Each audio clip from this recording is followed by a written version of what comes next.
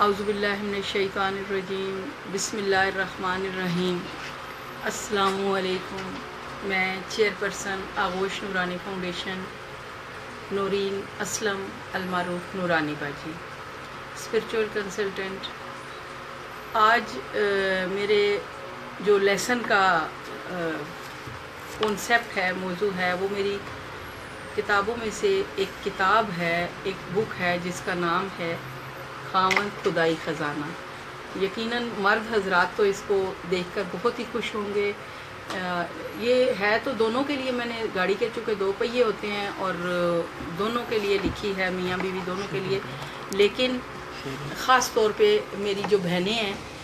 ये इससे ज़्यादा इस्तेफ़ादा करेंगी इंशाअल्लाह। और आज मैंने सोचा कि आपको बताने के बजाय पढ़ के बताया जाए, क्योंकि किताब एक बहुत अच्छी सहेली होती है। किताब से हम बहुत कुछ सीखते हैं, बल्कि जो पिछली नस्ल से, राइटर ने जो पिछली नस्ल से जो कुछ या अपनी हम असर नस्ल से जो कुछ सीखा होता है वो उसको अगली नस्ल के लिए डिलीवर कर देता है। तो इस वजह से किताब बहुत अच्छी दोस्त होती है और ये आपको हर जगह की सैर भी कराती है और आपके जो आपको ऐसा महसूस होता है कि खुद गोया आप इस किताब में एक चलते फिरते किरदार हैं। और ख़ास तौर पे ये जो बुक है ये मैंने इस जज्बे के तहत लिखी कि मेरे पास जो ख़वातीन आती हैं अपने परेशानियाँ, मसाइल, मुश्किलात, जो रिहेबिलिटेशन के लिए आती हैं, तो उनके लिए मैंने ये, पहले तो मैं पर्चियों पे लिख कर दिया करती थी, ऐसे पर्ची पे लिख के दे दिया जी आप इस बात पे अमल करें, तो अक्सर घरों में सुकून मैंने महसूस किया कि होता है, तो उनके मसाइल हल होते हैं। कुछ कुरान पाक का जो काम के मुताबिक पढ़ने को कलाम पाक बताई, जिसने अमल किया उसको फ़ायदा हो जाए, क्योंकि अमल तो खुद ही करना होता है। तो आज मैं आपको 2-4 मौजू इसमें से पढ़ के सुनाना चाहती हूँ। मेरा दिल चाह रहा था कि मैं आपको पढ़ के सुनाऊँ। बातें बेशक मामूली हैं, लेकिन इनके जो नतीजे हैं वो बड़े बड़े निकलते हैं। जैसे छोटी छोटी गलतियों के नतीजे सदियों तक नस्लों को भुगतना पड़ते हैं, इसी तरह छोटी छोटी अच्छी बातें अपनाने से सदियों तक जो नस्लें आती हैं उनको फ़वाइद हासिल होते हैं। बस यूँ समझ लें, एक बड़े बहरी जहाज़ को एक छोटा सा सुराख डबो सकता है। इसी तरह एक छोटी सी अच्छी आदत अपनाकर बड़े बड़े बहरी जहाज़ कह लें कि तैयार किए जा सकते हैं, कि यह ज़िंदगी का सफ़र बहुत खुशी और इत्मीनान से गुजारा जा सकता है। एक मौजू मैंने चुना है कि औरत की हिम्मत पहाड़ों को भी सर कर सकती है। ये मेरी किताब का ये एक मौजू है। ख़वातीनो हज़रात, कुदरत के तमाम पोशीदा ख़जाने एक मर्द के लिए इस कदर कीमती नहीं जितनी राहत, सुकून, दिलकशी और मोहब्बत की मिठास एक रफ़ीक़ा हयात अपने शोहर को दे सकती है। मैं जब भी किसी जानने वाली ख़ातून के घर के पास से गुज़रती हूँ या वो मेरे पास आती हैं जो अपने शोहर से मोहब्बत करती है, अपने घर को साफ़ सुथरा रखती है, जो अल्लाह ताला ने उसके ऊपर रहमत की होती है, वो मुझे साफ़ महसूस होती है और साफ़ नज़र आती है। उसके लिबास में, उसके चेहरे में, उसके वजूद के हाले में सब कुछ सामने नज़र आ रहा होता है कि ये अल्लाह पाक की रहमत पे है। मेरी बहनों, जब हम अपनी बच्चियों की अच्छी तरबियत करती हैं, तो फिर जब वो किसी की बीवियां बनती हैं, तो जो सब्र इस्तक़लाल माँ में होगा वही बेटी में होगा। और जो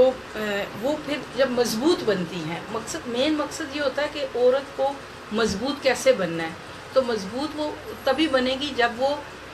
अपने सारे कामों को खुशी खुशी करेगी और अपने अंदर कोई आर्ट पैदा करेगी, अपने अंदर स्किल पैदा करेगी, अपने टाइम को पॉजिटिव और बेहतर इस्तेमाल करेगी, अपने हर रिश्ते को बेहतर और पॉजिटिव इस्तेमाल करेगी, अपने आसपास के लोगों में गमी में, खुशी में बेलोस होके खलूस के साथ जब शामिल होगी। देखें, जब आप अपने किसी बीमार को दवाई पिलाते हैं तो आपको फिर उस वक्त ये बताने की ज़रूरत नहीं होती कि आपने उसकी खिदमत की है, या आपके अंग अंग, आपका जिस्म का हर सेल वो बता रहा होता है, खुशी से बता रहा होता है, वो उसमें वो खुशी झलक रही होती है, जो कुदरती सच्ची रूहानी खुशी جو حاصل ہوتی ہے وہ اس بات پہ حاصل ہوتی ہے کہ جو آپ پازیٹیو اپنے آپ کو استعمال کر رہے ہوتے ہیں. بات کو دوسری طرف لے جاتی ہوں لیکن پھر اپنی بات پہ آتی ہوں. میں ایسی خواتین سے بھی ملی ہوں جب ان کے خامدوں کو اس کے خامد کو کوئی کاروباری خسارہ ہو جاتا ہے یا کوئی نقصان اٹھا بیٹھتا ہے تو پھر ان عورتوں نے خود کو ایک باہمت فرشتہ ثابت کر کے دل شکستہ خامد کو اپنے پیروں پر دوبارہ کھڑا کر دیا. میں ایسی عورتوں سے بھی ملی ہوں اس اسپرچول کنسلٹنسی کے دوران جو خواتین مجھ سے ملنے آتی ہیں، اپنے پرابلم کا حل پوچھنے آتی ہیں، کلام پاک پوچھنے آتی ہیں. میں ان میں ایسی عورتوں کو بھی ملی ہوں کہ جو زمانہ خوشحالی میں شوہر کی رفیق بن کر عیش کی زندگی گزارتی رہیں، اور جب تنگ دستی اور پریشانی ہوئی تو شوہر کی غمخوار بن کر انہیں تسلی اور آرام دیتی ہیں. صرف عیش نہیں کرنی بلکہ جب اگر کبھی مشکل حالات پیش آ جائیں تو اس کی غمخوار بھی بننا ہے. باہمت بیوی ہر حال میں خاوند کی خوشی و غم میں شریک رہتی ہے، خوشحالی میں ناز اٹھواتی ہے اور بدحالی میں ناز اٹھاتی ہے.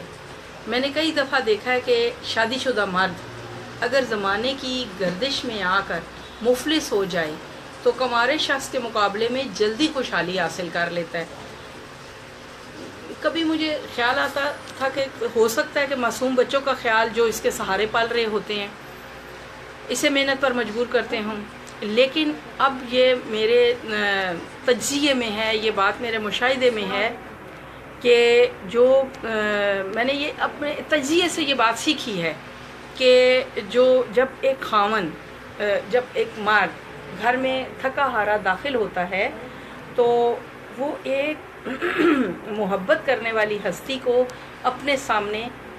اپنے استقبال کے لیے تیار دیکھتا ہے. جب باہر کی دنیا کی تنگ دستی اسے دھتکار دیتی ہے تو ایک ننھی سی دنیا، اس کا اپنا گھر، اس میں اس کا ہر حکم ماننے والی اور محبت دینے کے لیے ایک اچھی بیوی موجود ہوتی ہے، جس کی ہر وقت اپنے پروردگار سے یہ دعا ہوتی ہے کہ اے اللہ میرے شوہر کو سلامت رکھنا، میرا سہاگ سلامت رکھنا. اور یہ الفاظ زمانی جمع خرچ نہیں ہوتے بلکہ محبت بھرے اور درد بھرے دل کے ساتھ سے نکل رہے ہوتے ہیں. تو پھر اللہ تعالیٰ اسے قبول بھی کرتا ہے اور ان کے پکار کا جواب بھی دیتا ہے اور اس مرد کو جلدی اپنے پاؤں پر کھڑا ہونے میں مدد ملتی ہے. ہماری عورتوں نے خاص طور پہ جو ایشیا کی ہماری مشرقی عورتیں ہیں، انہوں نے تو دنیا اسلام کو بھی مسخر کیا. انہوں نے حضرت خدیجہ رضی اللہ تعالیٰ عنہ کو دیکھتے ہیں، وہ ایک مثالی بیوی تھی جنہوں نے نبوت کے وقت سرکار دو عالم صلی اللہ علیہ وسلم کو پریشانی کی کیفیت میں دیکھا تو ان الفاظ میں ان کی ہمت بندھائی کہ آپ صلہ رحمی کرتے ہیں، آپ ہمیشہ سچ بولتے ہیں، آپ امانتوں کو حفاظت سے لوٹاتے ہیں، آپ مہمانوں کا احترام کرتے ہیں، آپ مسافروں کی، بیواؤں کی اور مصیبت زدہ لوگوں کے کام آتے ہیں. تو حضرت خدیجہ نے یعنی ان پانچ جملوں میں سرکار دو عالم آقائے نامدار حضرت محمد مصطفیٰ صلی اللہ علیہ وسلم کی جامع صفت ہستی کو سمیٹتے ہوئے آپ صلی اللہ علیہ وسلم کو باور کرایا کہ آپ کے یہ پانچوں عمل اللہ تعالیٰ کے نزدیک پسندیدہ ہیں، افضل ہیں، تو پھر آپ کو پریشان ہونے کی کیا ضرورت ہے. میں یہاں تھوڑا سا رکوں گی اور اپنے معزز و محترم معاشرے کی پڑھی لکھی بہنوں سے، پڑھی لکھی بیٹیوں سے، پڑھی لکھی خواتین سے یہ سوال کرنا چاہتی ہوں کہ مجھے بتائیے کہ حضرت خدیجہ کون سے درسگاہ سے یا کون سی یونیورسٹی سے، یا ابھی تو دنیا اسلام کی ابتدا ہو رہی تھی، کون سے دارالعلوم سے حضرت خدیجہ نے تعلیم حاصل کی تھی، جو انہوں نے اللہ پاک کے نزدیک ایسے 5 پسندیدہ عمل جان لیے تھے، اس وقت جان لیے تھے جبکہ ابھی تو قرآن پاک بھی نازل نہیں ہوا تھا. تو یہی حوصلہ اور ہمت ہم سب مسلمان عورتوں پر حضرت خدیجہ رضی اللہ تعالیٰ عنہ کا قرض ہے اور اس قرض کی ادائیگی ہم سب پر فرض ہے